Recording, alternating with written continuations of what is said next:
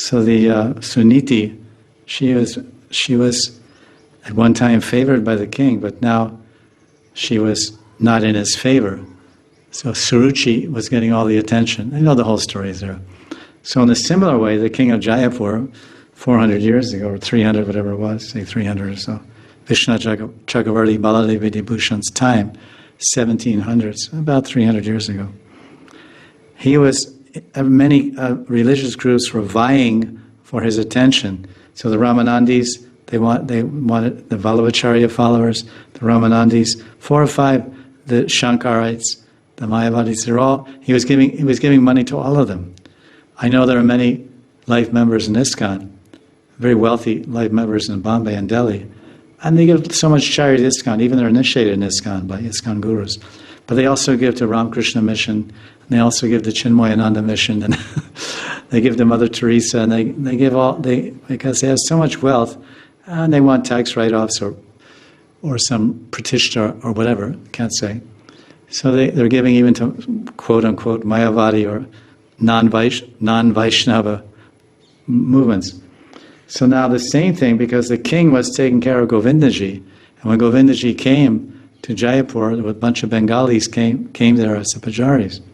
These, the Diksha descendants of Jiva Goswami. They were taking care of the deity. I believe it's Jiva Goswami's. They were married disciples, descendants, because he wasn't married, so there's Grihastha couples. So they were doing well, but the other ones, and the king was giving so much money there and favoring the Bengali Gaudiya Vaishnavas also. So there was competition. It's like one king and he has 10 wives, so they'll all be competing and trying to outdress the other one and please the husband so they get his favor. So that was going on, and then I don't know how we got off over there. Anyway, Vishnu saved the day. So this is the Bhagavad Gita. It really goes in funny ways. I got so lost in, because when I speak about these places, I've been to Galta several times, and I went to, there's several temples there by all those different groups, and I don't think there's any Gaudiya temple there. And so I visited there, and I went to the place where the argument, where they had the debate, Baladev Vidyabhushan.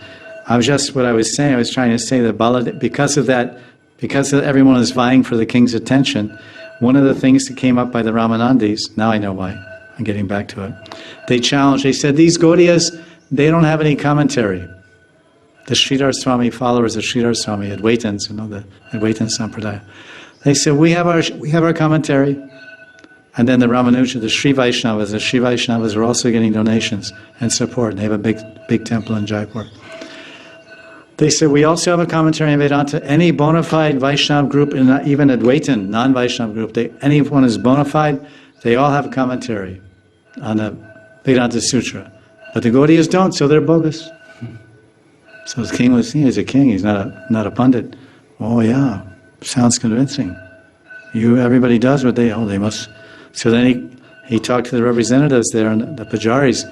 They're saying you're not qualified to do puja because you're bogus. Your diksha's bogus. Your parampara's bogus. Everything's bogus. So step over, Rover. Step aside and take a slide. We're taking over now. So then they came. A messenger came to Vrindavan and says, "Help, help!" Because all the kings and pujaris and Thakurjis were there in Jaipur and nearby, but all the smart Babajis and Sannyasis and Goswamis, all the Gaudiya Acharyas were basically all of them in Vrindavan. So they came here, then they got the help, and then he went and retreated. And Baladev Vidyabhushan was sent there, and he got inspired in his dream or by Spurti, and he wrote a commentary on Vedanta Sutra. So then we also have a commentary.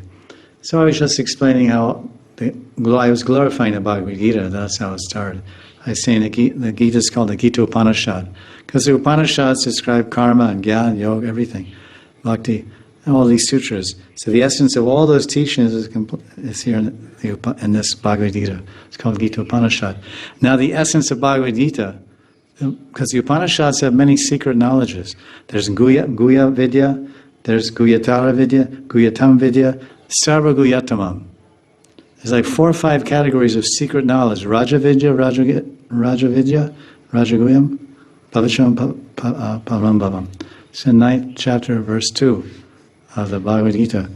So Krishna concludes, he actually mentions 2 times. Krishna lets the cat out of the bag. He tells his secret twice in Bhagavad Gita.